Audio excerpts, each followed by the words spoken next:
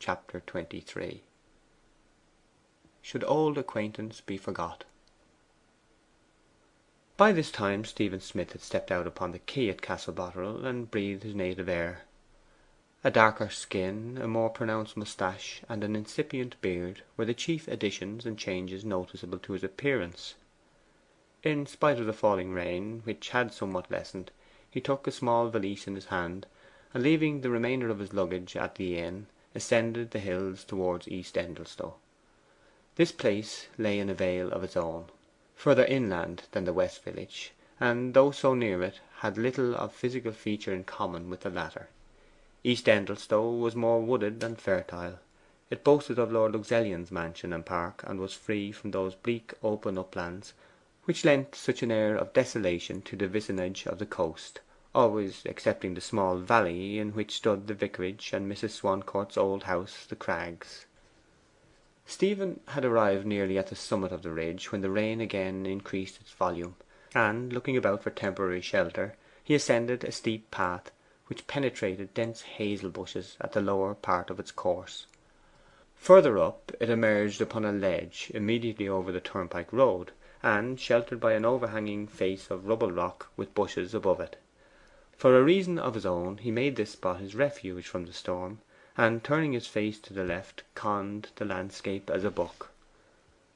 He was overlooking the valley containing Elfride's residence. From this point of observation the prospect exhibited the peculiarity of being either brilliant foreground or the subdued tone of distance. A sudden dip in the surface of the country, lowering out of sight all intermediate prospect. In apparent contact with the trees and bushes growing close beside him appeared the distant tract, terminated suddenly by the brink of the series of cliffs which culminated in the tall giant without a name, small and unimportant as here beheld. A leaf on a bough at Stephen's elbow blotted out a whole hill in the contrasting district far away. A green bunch of nuts covered a complete upland there, and the great cliff itself was outvied by a pigmy crag in the bank hard by him. Stephen had looked upon these things hundreds of times before to day, but he had never viewed them with such tenderness as now. Stepping forward in this direction yet a little further, he could see the tower of West Endelstow Church, beneath which he was to meet his Elfride that night. At the same time he noticed, coming over the hill from the cliffs, a white speck in motion. It seemed first to be a seagull flying low, but ultimately proved to be a human figure, running with great rapidity. The form flitted on, heedless of the rain which had caused Stephen's halt in this place, dropped down the heathery hill, entered the vale, and was out of sight. Whilst he meditated upon the meaning of this phenomenon, he was surprised to see swim into his ken from the same point of departure another moving speck, as different from the first as well could be, insomuch that it was perceptible only by its blackness. Slowly and regularly it took the same course, and there was not much doubt that this was the form of a man. He too gradually descended from the upper levels, and was lost in the valley below. The rain had by this time again abated, and Stephen returned to the road. Looking ahead, he saw two men and a cart. They were soon obscured by the intervention of a high hedge. Just before they emerged again, he heard voices in conversation. 'A must soon be in the neighbourhood too, if he's a coming,' said a tenor tongue which Stephen instantly recognized as Martin Cannister's. 'A must, I believe,' said another voice, that of Stephen's father. Stephen stepped forward and came before them face to face. His father and Martin were walking, dressed in their second best suits, and beside them rambled along a grizzled horse and brightly painted spring cart. 'All right, Mr. Cannister, here's the lost man!' exclaimed young Smith, entering at once upon the old style of greeting. 'Father, here I am.' 'All right, my sonny, and glad I be for it,' returned John Smith, overjoyed to see the young man. 'How be ye? Well, come along home, and don't let us bide out here in the damp. Such weather must be terrible bad for a young chap just come from a fiery nation like Indy, neighbour Cannister?' 'True, true. And about getting home his traps. Boxes, monstrous bales, and noble packages of foreign description, I make no doubt.' 'Hardly all that,' said Stephen, laughing. 'We brought the cart, meaning to go right on to Castle Boterel afore you landed,' said his father. 'Put in the horse,' says Martin. 'Ay,' says I, 'so we will,' and did it straight away. Now maybe Martin had better go on with the cart for the things, and you and I walk home along.' 'And I shall be back almost as soon as you. Peggy's a pretty step still, though time to begin to tell upon her as upon the rest of us.' Stephen told Martin where to find his baggage, and then continued his journey homeward in the company of his father. 'Owing to your coming a day sooner than we first expected,' said John, 'you'll find us in a turk of a mess, sir.' 'Sir,' says I to my own son, 'but you've gone up so, Stephen.' 'We've killed a pig this morning for you, thinking you'd be hungry, and glad for a morsel of fresh meat, and it won't be cut up till to night. However, we can make ye a good supper of fry, which'll chaw up well with a dab of mustard and a few nice new taters, and a drop of shilling ale to wash it down. Your mother have scrubbed the house through because you were coming, and dusted all the chimmer furniture, and bought a new basin and jug of a travelling crockery woman that came to our door, and scoured the candlesticks, and cleaned the winders. Ay, I don't know what 'a hadn't done. Never were such a steer, I believe.' Conversation of this kind, and inquiries of Stephen for his mother's well-being, occupied them for the remainder of the journey. When they drew near the river and the cottage behind it, they could hear the master mason's clock striking off the bygone hours of the day at intervals of quarter of a minute, during which intervals Stephen's imagination readily pictured his mother's forefinger wandering round the dial in company with the minute hand. 'The clock stopped this morning, and your mother is putting in right, seemingly,' said his father in an explanatory tone, and they went up the garden to the door. When they had entered, and Stephen had dutifully and warmly greeted his mother, who appeared in a cotton dress of a dark blue ground, covered broadcast with a multitude of new and full moons, stars, and planets, with an occasional dash of a comet-like aspect to diversify the scene. The crackle of cart wheels was heard outside, and Martin Cannister stamped in at the doorway, in the form of a pair of legs beneath a great box, his body being nowhere visible. When the luggage had been all taken down, and Stephen had gone upstairs to change his clothes, Mrs. Smith's mind seemed to recover a lost thread. 'Really, our clock's not worth a penny,' she said, turning to it and attempting to start the pendulum. 'Stopped again?' inquired Martin with commiseration. 'Yes, sure,' replied Mrs. Smith, and continued after the manner of certain matrons, to whose tongues the harmony of a subject with a casual mood is a greater recommendation than its pertinence to the occasion. 'John would spend pounds a year upon that gimcrack old thing, if he might, in having it claned, when at the same time you may doctor it yourself as well. "The clock stopped again, John," I say to him. "Better have en cleaned," says he. "There's 5 shillings." "That clock grinds again," I say to en. "Better have en cleaned," 'a says again. "That clock strikes wrong, John," says I. "Better have en cleaned," he goes on. "The wheels would have been polished to skeletons by this time if I'd listened to en. And I assure you we could have bought a chainy faced beauty with the good money we've flung away these last 10 years upon that old green faced mortal. And, Martin, you must be wet. My son is gone up to change. John is damper than I should like to be, but 'a calls it nothing. Some of Mrs. Swancourt's servants have been here. They ran in and out of the rain when going for a walk, and I assure you the state of their bonnets was frightful.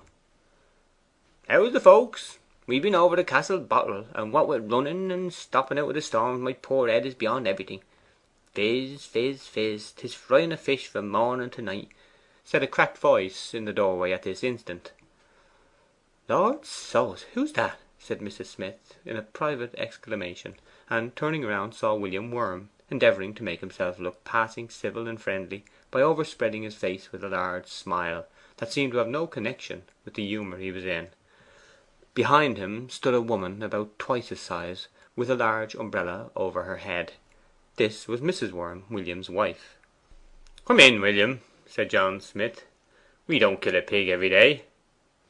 'And you likewise, Mrs. Worm. I make ye welcome. Since ye left Parson Swancourt, William, I don't see much of 'ee.' 'No, for to tell the truth, since I took to the turnpike gate line I've been out but a little. Coming to church o' Sundays not being my duty now as 'twas in Parson's family, you see. However, our boy is able to mind the gate now, and I said, says I, "Barbara, let's go and see John Smith." I am sorry to hear your poor head is so bad still. Ay, I assure you that frying a fish is going on for nights and days. And you know, sometimes 'tisn't only fish, but rashers of bacon and onions, and I can hear the fat pop and fizz as natural as life. Can't I, Barbara?' Mrs. Worm, who had been all this time engaged in closing her umbrella, corroborated this statement, and now coming indoors showed herself to be a wide faced comfortable looking woman with a wart upon her cheek, bearing a small tuft of hair in its centre. 'Have ye ever tried anything to cure your noise, Master Worm?' inquired Martin Cannister. 'Ah, yes, bless ye, I've tried everything. Ay, Providence is a merciful man, and I have hoped he'd have found it out by this time, living so many years in a parson's family too, as I have, but it don't seem to relieve me. Ay, I be a poor wambling man, and life's a minted trouble. True, mortal true, William Worm, so 'tis. The world wants looking to, or 'tis all sixes and sevens with us.' 'Take your things off, Mrs. Worm,' said Mrs. Smith. 'We be rather in a muddle, to tell the truth, for my son has just dropped in from Indy a day sooner than we'd expected, and the pig killer is coming presently to cut up.' Mrs. Barbara Worm, not wishing to take any mean advantage of persons in a muddle by observing them, removed her bonnet and mantle, with eyes fixed upon the flowers in the plot outside the door. 'What beautiful tiger lilies!' said Mrs. Worm. 'Yes, they be very well, but such a trouble on me on account of the children that come here. They will go eating the berries on the stem and call them currants. Taste with juveniles is quite fancy, really.' 'And your snapdragons look as fierce as ever.' 'Well, really,' answered Mrs. Smith, entering didactically into the subject, 'they are more like Christians than flowers. But they make up well enough with the rest, and don't require much tending. And the same can be said of these miller's wheels. 'Tis a flower I like very much, though so simple. John says he never cares about the flowers on 'em, but men have no eye for anything neat. He says his favourite flowers is a cauliflower, and I assure you I tremble in the springtime, for 'tis perfect murder.' 'You don't say so, Mrs. Smith?' 'John digs round the roots, you know. In goes his blundering spade through roots, bulbs, and everything that hasn't got a good show above ground, turning them up cut all to slices. Only the very last fall I went to move some tulips, and I found every bulb upside down, and the stems crooked round. He had 'em turned over in the spring, and the cunning creatures had soon found that heaven was not where it used to be.' 'What's that long favoured flower under the edge?' 'They? O Lord, they are the horrid Jacob's ladders. Instead of praising them, I be mad with 'em for being so ready to bide where they are not wanted. They be very well in their way, but I do not care for things that neglect won't kill. Do what I will, dig, drag, scrap, pull, I get too many of 'em. I chop the roots, up they come, treble strong. Throw 'em over the hedge, there they'll grow, staring me in the face like a hungry dog driven away, and creep back again in a week or two the same as before. 'Tis Jacob's ladder here, Jacob's ladder there, and plant 'em where nothing in the world will grow, you get crowds of 'em in a month or two. John made new manure mixing last summer, and he said, "Maria, now if you've got any flowers or such like you don't want, you may plant 'em around my mixing so as to hide it a bit, though 'tis not likely anything of much value will grow there." I thought, there's them Jacob's ladders, I'll put them there, since they can't do harm in such a place, and I planted the Jacob's ladders sure enough. They growed and growed, in the mixing and out of the mixing, all over the litter, covering it quite up. When John wanted to use it about the garden, he said, "Nation seize them Jacob's ladders of yours, Maria. They've eat the goodness out of every morsel of my manure, so that 'tis no better than sand itself." Sure enough the hungry mortals had. 'Tis my belief that in the secret souls of 'em Jacob's ladders be weeds, and not flowers at all, if the truth was known. Robert Lickpan, pig killer and carrier, arrived at this moment. The fatted animal hanging in the back kitchen was cleft down the middle of its backbone, Mrs. Smith being meanwhile engaged in cooking supper. Between the cutting and chopping, ale was handed round, and Worm and the pig killer listened to John Smith's description of the meeting with Stephen, with eyes blankly fixed upon the tablecloth, in order that nothing in the external world should interrupt their efforts to conjure up the scene correctly. Stephen came downstairs in the middle of the story, and after a little interruption occasioned by his entrance and welcome, the narrative was again continued, precisely as if he had not been there at all, and was told inclusively to him as to somebody who knew nothing about the matter. "Ay," I said, as I catch sight of him through the brimbles, "that's the lad. for I'd know en by his grandfather's walk, for 'a stepped out like poor father for all the world. Still, there was a touch of the frisky that set me wondering. I got closer, and I said, "That's the lad," for I'd know en by his carrying a black case like a travelling man. Still, a road is common to all the world, and there be more travelling men than one. But I kept my eye cocked, and I said to Martin, "'Tis the boy now, for I know en by the old twirl of the stick and the family step." Then I came closer, and I said, "All right." I could swear to en then.' Stephen's personal appearance was next criticised. 'He'd a look a deal thinner in the face, surely, than when I seed en at the parson's, and never knowed en, if you'll believe me,' said Martin. 'Ah, there,' said another, without removing his eyes from Stephen's face, 'I should ha' known en anywhere. 'Tis his father's nose to a T.' 'It has often been remarked,' said Stephen modestly. 'And he's certainly taller,' said Martin, letting his glance run over Stephen's form from bottom to top. 'I was thinking 'a was exactly the same height,' William Worm replied. 'Bless thy soul, that's 'cause he's bigger round likewise.' And the united eyes all moved to Stephen's waist. 'I be a poor wambling man, but I can make allowances,' said William Worm. 'Ah, sure, and how he came as a stranger and pilgrim to Parson Swancourt that time, not a soul knowing en after so many years. Ay, life's a strange picter, Stephen, but I suppose I must say sir to ye.'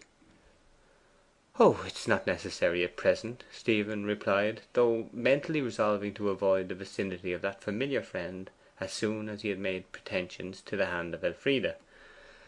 'Ah, well,' said Worm musingly, 'some would have looked for no less than a sir. There's a sight of difference in people.'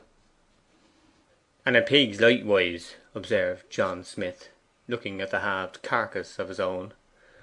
Robert Lickpan, the pig killer, here seemed called upon to enter the lists of conversation. 'Yes, they've got their particular naters good now,' he remarked initially. 'Many's the rum tempered pig I knowed.' 'I don't doubt it, Master Lickpan,' answered Martin, in a tone expressing that his convictions, no less than good manners, demanded the reply. 'Yes,' continued the pig killer, as one accustomed to be heard, 'one that I knowed was deaf and dumb, and we couldn't make out what was the matter with the pig. 'A would eat well enough when 'a saw the trough, but when his back was turned, you might have rattled the bucket all day, the poor soul never heard ye. You could play tricks upon him behind his back, and 'a wouldn't find out no quicker than poor deaf Grammer Cates. But 'a fatted well, and I never seed a pig open better when 'a was killed, and it was very tender eating, very, as pretty a bit of mate as ever you did see. You could suck that mate through a quill.' 'And another I knowed,' resumed the killer, after quietly letting a pint of ale run down his throat of his own accord, and setting down the cup with a mathematical exactness upon the spot from which he had raised it. 'Another went out of his mind.' 'How very mournful!' murmured Mrs. Worm. 'Ah, poor thing, 'a did. As clean out of his mind as the cleverest Christian could go. In early life 'a was very melancholy, and never seemed a hopeful pig by no means. 'Twas Andrew Stainer's pig, that's whose pig 'twas.' 'I can mind that pig well enough,' attested John Smith. 'And a pretty little porker it was. And you all know Farmer Buckle's sort. Every jack of 'em suffer from the rheumatism to this day, owing to the damp sty they lived in when they were striplings, as it were.' 'Well, now we'll weigh,' said John. 'If so be he were not so fine, he'd weigh in whole. But as he is, we'll take a side at a time. John, can you mind my old joke, eh?' 'I do so, though 'twas a good few years ago I first heard en.' 'Yes,' said Lickpan. 'That there old familiar joke have been in our family for generations, I may say. My father used that joke regular at pig killings for more than 45 years, the time he followed the calling, and 'a told me that 'a had it from his father when he was quite a child, who made use of en just the same at every killing more or less. And pig killings were pig killings in those days.' 'Truly they were.' 'I've never heard the joke,' said Mrs. Smith tentatively. 'Nor I,' chimed Mrs. Worm, who, being the only other lady in the room, felt bound by the laws of courtesy to feel like Mrs. Smith in everything. 'Surely, surely you have,' said the killer, looking sceptically at the benighted females. 'However, 'tisn't much. I don't wish to say 'tis. It commences like this. Bob will tell the weight of your pig, I believe, says I. The congregation of neighbours think I mane my son Bob naturally, but the secret is that I mean Bob of the Steelyard. Ha ha ha! Ha ha! laughed Martin Cannister, who had heard the explanation of a striking story for the 100th time. Ha ha! laughed John Smith, who had heard it for the 1000th. He he! laughed William Worm, who had never heard it at all, but was afraid to say so. Thy grandfather, Robert, must have been a wide awake chap to make that story, said Martin Cannister, subsiding to a placid aspect of delighted criticism. He had a head by all accounts, and you see, as the firstborn of the Lickpans have all been Roberts, they've all been Bobs, so the story was handed down to the present day. Poor Joseph, your second boy, will never be able to bring it out in company, which is rather unfortunate, said Mrs. Worm thoughtfully. I won't. Yes, grandfer was a clever chap, as he say. But I know the cleverer. 'Twas my Uncle Levi. Uncle Levi made a snuff box that should be a puzzle to his friends to open. He used to hand en round at wedding parties, christenings, funerals, and in other jolly company, and let 'em try their skill. This extraordinary snuff box had a spring behind that would push you in and out, a hinge where seemed to be a cover, a slide at the end, a screw in front, and knobs and queer notches everywhere. One man would try the spring, another would try the screw, another would try the slide, but try as they would, the box wouldn't open. And they couldn't open it, and they didn't open it. Now, what might you think was the secret of that box? All put on an expression that their united thoughts were inadequate to the occasion. Why, the box wouldn't open at all. It were made not to open, and ye might have tried till the end of Revelations. 'Twould have been as naught, for the box were glued all round. A very deep man to have made such a box. Yes, 'twas like Uncle Levi all over. 'Twas. I can mind the man very well. Tallest man I ever seed. Ah, was so. He never slept upon a bedstead after he growed up a hard boy chap. Never could get one long enough. When 'a lived in that little small house by the pond, he used to have to lave open his chamber door every night a going to his bed, and let his feet poke out upon the landing. Ah, he's dead and gone now, nevertheless, poor man, as we all shall, observed William Worm to fill the pause which followed the conclusion of Robert Lickpan's speech. The weighing and cutting up was pursued amid an animated discourse on Stephen's travels, and at the finish the first fruits of the day's slaughter, fried in onions, were then turned from the pan into a dish on the table, each piece steaming and hissing till it reached their very mouths. It must be owned that the gentlemanly son of the house looked rather out of place in the course of this operation, nor was his mind quite philosophic enough to allow him to be comfortable with these old established persons, his father's friends. He had never lived long at home, scarcely at all since his childhood. The presence of William Worm was the most awkward feature of the case, for though Worm had left the house of Mr. Swancourt, the being hand in glove with a ci devant servitor reminded Stephen too forcibly of the vicar's classification of himself before he went from England. Mrs. Smith was conscious of the defect in her arrangements which had brought about the undesired conjunction. She spoke to Stephen privately. 'I am above such people here, Stephen, but what could I do? And your father is so rough in his nature that he's more mixed up with them than need be.' 'Never mind, mother,' said Stephen. 'I'll put up with it now. When we leave my lord's service, and get further up the country, as I hope we shall soon, it'll be different. We shall be among fresh people in a larger house, and shall keep ourselves up a bit, I hope.' 'Is Miss Swancourt still at home, do you know?' Stephen inquired. 'Yes, your father saw her this morning.' 'Do you often see her?' 'Scarcely ever. Mr. Clym, the curate, calls occasionally, but the Swancourts don't come into the village now any more than to drive through it. They dine at my lord's oftener than they used to. Ah, here's a note was brought this morning for you by a boy.' Stephen eagerly took the note and opened it, his mother watching him. He read what Elfride had written and sent before she started off for the cliff that afternoon. 'Yes, I will meet you in the church at 9 to night. E.S.' 'I don't know, Stephen,' his mother said meaningly, 'where you still think about Miss Elfride, but if I were you I wouldn't concern about her. They say that none of old Mrs. Swancourt's money will come to her stepdaughter.' 'I see the evening has turned out fine. I am going out for a little while to look round the place,' he said, evading the direct query. 'Probably by the time I return our visitors will be gone, and we'll have a more confidential talk.' Chapter 24.